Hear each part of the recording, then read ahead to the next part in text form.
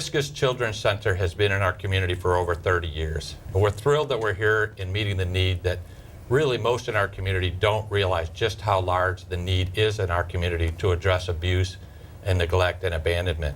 The good news is we're not here alone.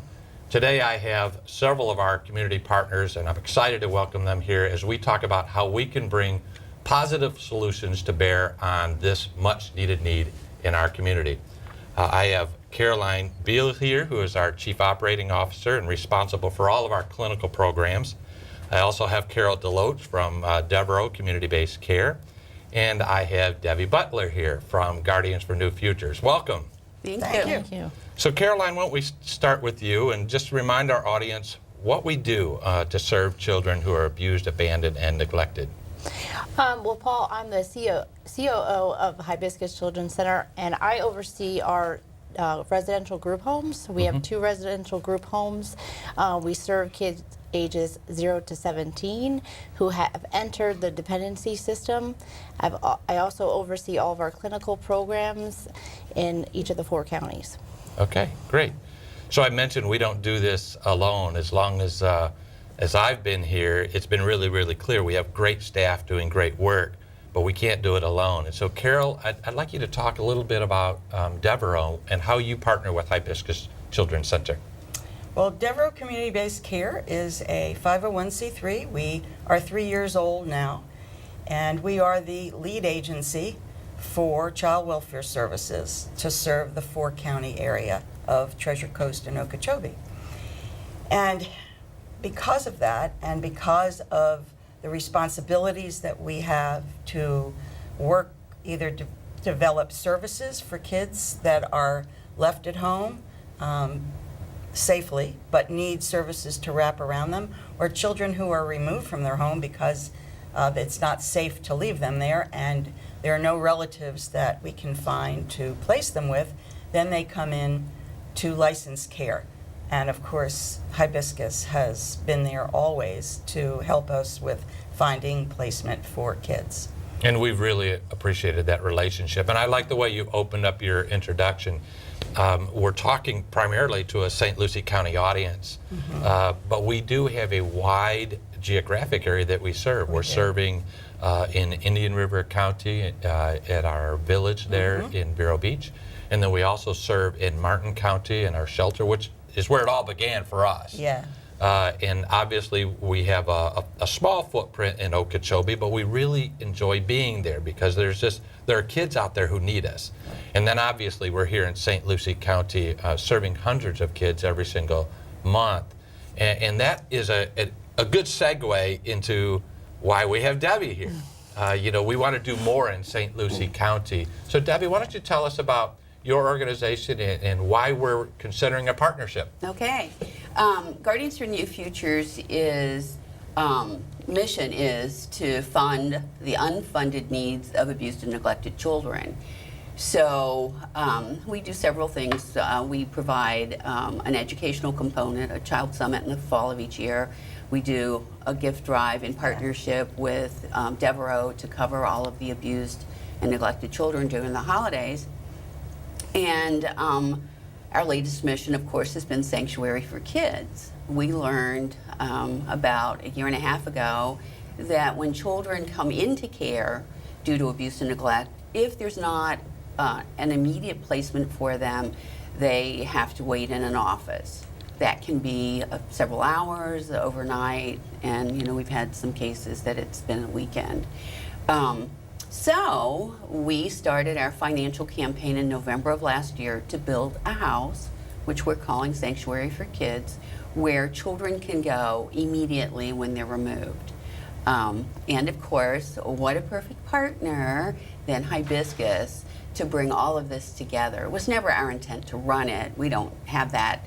You know, we're a volunteer organization that just wants to make things happen. It's not that we have the expertise that you do to run it. So what a great partnership with the 4 of us. And it's really been, you know, with Carol's help and a couple of other people that have helped us, you know, make this happen. So, yeah. When you think about it, it's really we get the call, our placement unit does, from an investigator that a child is being removed and there's no relatives, so they need placement. We then make the call out to our foster homes, our child placing agencies, see if we can find a home. But that child stays with the investigator for at least 4 hours if we can't find something any sooner. After 4 hours, then that child becomes the responsibility of the case manager. And so, when you look at the program, I mean, we're calling Hibiscus and seeing if there's any possibility, then you can take, and it's not just a child, usually it's a sibling group. Right. And that's even harder to find placement for. And now the sanctuary will give us a time to, where child can go and they don't have to be in an office, and it'll give people time to find placement. And Exactly. also, it's very interesting because we were talking to, there's a young woman that works for Devereaux that had been in the system, and she said to me early on, wow, if I'd had an opportunity to go to a place like this, my outlook going into foster care would have been so much more positive. So again, we all know, the Trauma. Yes, the trauma that the children experience, but for them to go here and to be received, welcomed by trauma-informed care specialists, for them to have not the repeated trauma, it's going to make, I think, such a difference in the lives of these children. I agree. I think when I consider the audience that's listening to us, people that know Hibiscus Children's Center are going to ask the question, well, aren't you already doing this? Don't you already have a large shelter that takes care of kids in Jensen Beach? And that's true. Caroline, you had mentioned that we have a lot of residential care, and so in Jensen Beach, we do have a 36-bed shelter that's been there for 30 years. So we're just so thankful that our founder over 30 years ago had a very similar vision to what you're talking about, Debbie, and said, there are children who are in need, and we need to do something about it. And so that shelter was created. And then we migrated from there and wanted to address the needs of teenagers in Vero Beach. And so we're seeing upwards of 40 teenagers every day in that shelter. And so getting back to my original point, so you're already doing that. So why do we need this other house? Because it's not anything new, and yet there is a nuance that's different. Right. And that nuance has to do with, just like you said, Carol, the way children are removed from their homes and the requirements that the process has to go through, the 4 hours, up to 4 hours with a caseworker before they're actually placed. And it's that 4-hour period. And so, Caroline, walk us through what maybe our audience doesn't understand, that a child, someone goes into a home and they start that removal process. And Carol, you may have to jump in here too. Again, we know it because we do it every day, but our audience doesn't really know. So can you walk us through that? So when a child gets removed from their home, whether it be because of substance abuse, witnessing domestic violence, physical abuse, sexual abuse, the child protective investigator comes out and assesses, the situation, and they have to make that call, which is a tough call to actually remove the child from the home. And once that happens, like you were all explaining, that the DCM gets involved and they have to find a placement. Sometimes there's not a relative for the child to go to or an actual placement. Maybe the shelter's full, maybe they can't, depending on the situation, there is no place for them to go. The good news is that Debbie Butler has done this huge campaign and built this house, and now they have a place to go. And it's in St. Lucie County, where we don't have that type of facility. So, and it's a house. So if they have to go somewhere, it's going to be less traumatizing for that child and the people there. So. Yeah, and another thing I think that our community does not realize is one of the reasons we have it in St. Lucie County is because it is central to our entire circuit. So it's quick to get to Sanctuary. We're only a couple of minutes from the hospital if needed. And the other thing that I don't think people understand is the amount of children that are removed in our circuit every month due to abuse and neglect. And this time last year it was an average of 46 children a month. We are exceeding that. Right.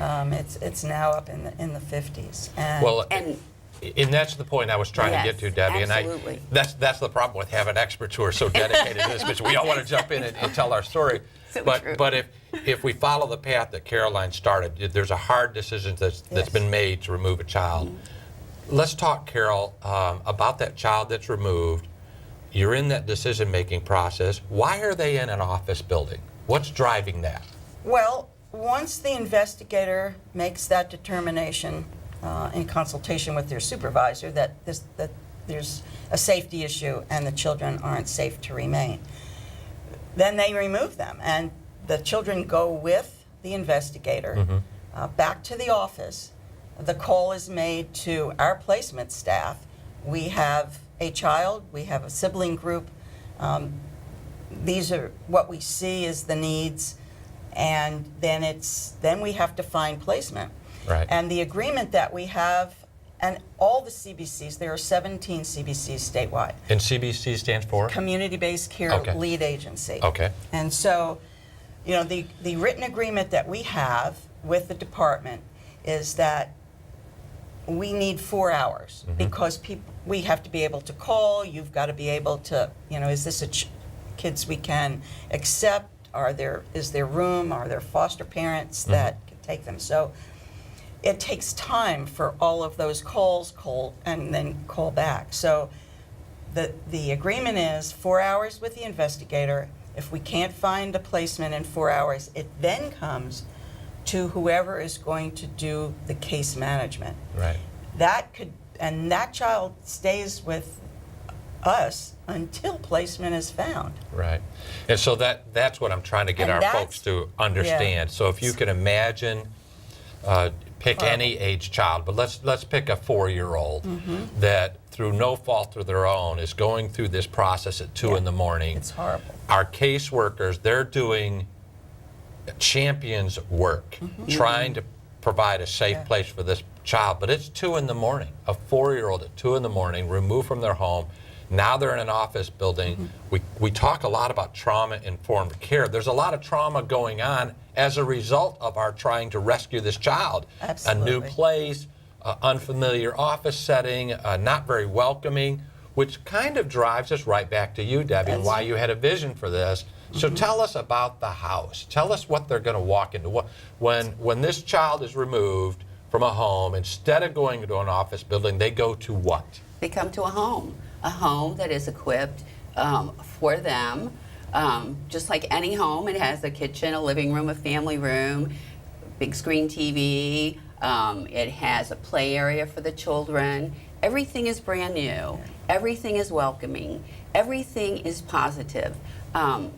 It is the kind of place that I would want my child or grandchildren to go to. If they had We have toys for them. We'll have, for the older kids, Xbox, things that will interest them. Again, it's a wonderful distraction, a loving distraction for the crisis that they've already gone through. It's got a big yard. It's got a screened-in patio. I love it. I want to go there. Right. And it's going to be beautifully decorated and warm and welcoming. And when you're in an office, you know, the investigator's busy doing paperwork, or the case manager, and these poor kids are they've been traumatized. As difficult as it is, and you go in and you look at a situation and you say, this child can simply not stay there, it is not safe, but that's their home. Right. And so people sometimes have a hard time understanding how traumatic it is. And Right. now, you know, they're concerned, are they going to be with their siblings? If they have siblings, are we going to have to separate them? And so oftentimes, they're there hearing discussion. Well, we don't have a place yet. It makes a child feel absolutely, you know, unwelcome and extraneous. And so being able to have Hibiscus, you know, take and take over this home that sanctuary that Debbie's been able to put together. And they don't have to hear that. They can just, have pajamas and a shower and a meal and then let us worry about what we have to do and the discussions that we have to have. Exactly. And I want to make sure we get the contrast. So when I think, Caroline, of a child that's been removed from a home, all the things that Carol just talked about is that the time and the process and the requirements that you have to go through from the state's point of view to make sure that we're taking the right steps to place this child in the right place. So there are times in that process where Carol calls us and places a child with the shelter. So what's the difference between being placed at the shelter and being placed in the sanctuary for kids home? Well, the difference really is that with the sanctuary for kids, it's more of a soft landing because it's a temporary solution. That maybe that in that 4 hours or thereafter, they are going to find a relative placement or another type of placement where it's going to be a short-term solution. If they go to the Hibiscus shelter, it's a planned thing. It's a planned placement. Or to the village. So that's really the difference, that the sanctuary is a soft landing and it gives everybody time to find the most appropriate placement. And I think that's an important distinction. Yes. When you think of residential care, typically the process that has taken place is that we've done a general assessment of the child's condition. We made the decision to remove them from the home. And because we don't have a sanctuary for kid home now, oftentimes that child is sitting in an office building. Sometimes that's not the case. Sometimes they do come to Hibiscus or an agency like Hibiscus, but by and large they end up in an office building. When they come to us, what the community doesn't usually understand is just how long we really have children once they're placed in residential care. Oftentimes they're there for 24, 36 hours or 4 or 5 days, but we have children that stay at the shelter and the village for 3 and 4 years because their placement is so complicated. So that scenario is very, very different than the planned strategy for the sanctuary for kids home. It's a 23.5-hour solution. Is that right, Debbie? Correct. And one thing I'd also like to add is that you've all been very generous in saying Debbie's done this and I haven't. I mean, it really has been the community. I'm just sort of the crazy lady that's out there, pushing things. But really, more than $90,000 toward this project has come from people in our viewing audience that wrote a check for $25, $50, $100. We are so blessed to have such a giving, caring community, and I just want our audience to know that a lot of times people think, I really would like to help, but I don't know how. And call any one of us, and we're happy, right, to share with them how they can help abused and neglected kids. Well, that's a great segue. Has the need been met? We don't need any more help from the community. We're done. We've got a house and it's over. We continue to need help. We will continue to have a list on Target and Toys R Us, Babies R Us for the needs of the house. We've been very fortunate to have organizations step up to be able to supply things, but as you know, we want the children, when they come in, if there's a toy that they become attached to, they can take the toy, or a book. They're going to have a blankie, they're going to have a quilt, their own pillowcase. They'll take all of those things with them. So we need to be sure that we are continuing to supply the house with things that the children can then take with them. So, because that means a lot, to have something of your own. Some kids come in with nothing. We see that every day, Carol. We see that every day where a child will come in, and I don't think, again, our audience understands what we really mean when we're saying nothing.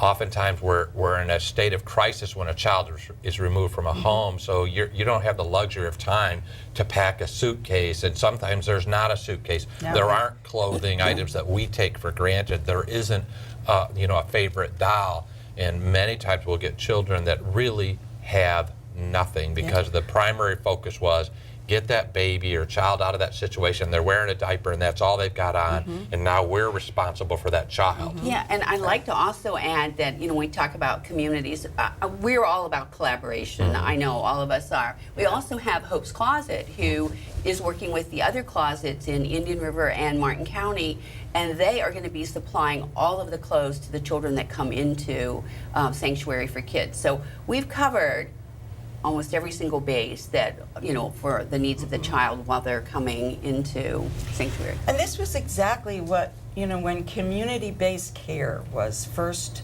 envisioned back in 2004. And the whole system of child welfare, other than investigations, well, in some areas it's was privatized. But the idea was that the communities would know better what was needed for the kids in their community and to develop resources to meet those needs. And so you look at Hibiscus, you look at Guardians for New Futures and Sanctuary, and we're just so grateful, for everyone's involvement. You go to meetings here, and people come to the table and want to help, and so We're definitely looking for more volunteers. In addition to the trained professional staff, we are looking for volunteers to come to the sanctuary just like they come, to our other locations and help out, maybe doing laundry, meals on the weekends, just being present. Rocking babies. Yeah. So. Yeah. Well, I'm glad you talked about the community-based element of this. That really has been kind of the keynote phrase around healthcare reform. And whether you're for healthcare reform or not, that's not the point. The point is these children are being removed from their home. So it's not a good strategy to remove a child from their home, let's say in Miami, and then bring them here. Because mom and dad are still in Miami, or grandma is still in Miami, or friends are still in Miami. So using our illustration, when a child is removed from any of these 4 counties that we represent, it's in the child's best interest to keep them in this community. Hopefully, there's going to be a family member that can raise their hand and say, I can take care of this child. But while we're trying to figure that out by the use of a Sanctuary for Kids home, it gives us an opportunity to figure that out.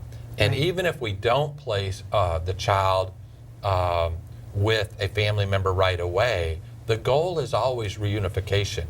We want to make sure that, to your point earlier, Carol, we're removing these kids from their home, and whether they've gone through a bad circumstance or not, that's still home. That's still mom and dad. Absolutely. So we're hoping that there's some sort of rehabilitation that takes place in whatever that situation is, where we can help them to have better parenting skills and then get that child back into their family and stay in their school districts and those types of things. And that's really what our responsibility is to look at develop a community-based services so that we can help support the parents as best we can.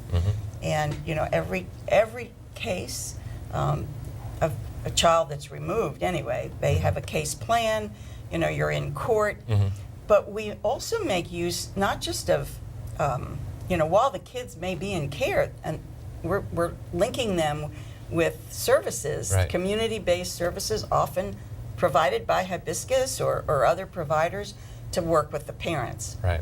And the goal is we have 12 months by federal law to help the parents prevail, work their services, get their kids back, so that and if we can't do that, then of course we have to look at other options. But it's again, community-based service needs, and we look to our partners to develop that cadre of services that are needed. Well, what a perfect thing. I mean, all of us, because not that I'm an expert, in any of this, but I mean, the fact that all of us come together with a common goal and collaborating to make this happen for the children. So I do hope that we have even more stakeholders in our community that step up to provide even more for our kids. Well, we'll wrap up our discussion with that opportunity. As I think about Sanctuary for Kids, what it represents for Hibiscus Children's Center is an expanded opportunity to serve. We're proud that we've been in Jensen Beach for 30 years. We're proud that we're in Vero Beach with the village for the older kids. We're proud that we're in Okeechobee. But geographically, we have not had this kind of a footprint in St. Lucie County. And we serve a lot of families and a lot of kids in St. Lucie County. Yeah. So I think it's just such a great opportunity for us to have a house like this that you were able to get donor support to build in a residential kind of setting, a neighborhood as you maybe is a better way to say it. Yes. And now St. Lucie County, has something they can kind of hold on to themselves. Now we're still going to need the shelter, and we're going to still need the village, but geographically, as you've mentioned, there's a corridor along I-95 and the Turnpike where it's just easier access, which means we're giving quicker, more timely services to kids who are already traumatized. So let's get them in a nice, comfortable home quickly. So it's not replacing anything that Hibiscus has been doing. Exactly. It's building upon this service delivery model to help us be more efficient. Exactly. So why don't we give our audience an opportunity to help? Where is there a need? So I can mention one. Obviously, we're a donor-supported agency, so we need the help of our audience to provide financial resources to us. But there's more than that. You've mentioned volunteers. How can they volunteer? Well, it's really up to that person and how much they want to be involved. They can do a one-time type of event. They can be there, maybe once a month. So they can always go to our website, hibiscuschildrencenter.org, and they can apply online to become a volunteer, and we will actually train them and give them tools if they want to do things more hands-on at the sanctuary and be more present with our kids. And when we're running the Sanctuary for Kids home, we know we're going to have some paid staff, but there's going to be opportunities for volunteers. So it's, we're open 24 hours. You don't know when a child is going to come. So if there are volunteers who want to, maybe, as Debbie said, sit in a recliner, hold a child, comfort that child, if that's what they want to do for 4 hours or 8 hours or 2 hours, that's an opportunity as well? Exactly, yes. Okay, great. Are there other things that you would remind our audience where they might step in and help? Well, more than half of the children that we serve, in-home, out-of-home, come from St. Lucie County. And so, while Sanctuary is near and dear, we're just so grateful. For us, we need foster parents. We need mentors. We need there's a need for guardian ad litem. There's so many ways that people can become involved. And, and every skill and every expertise that a person has, all you have to do is call one of us, and we can tell you how that can be utilized. I mean, look at me. My background is international business.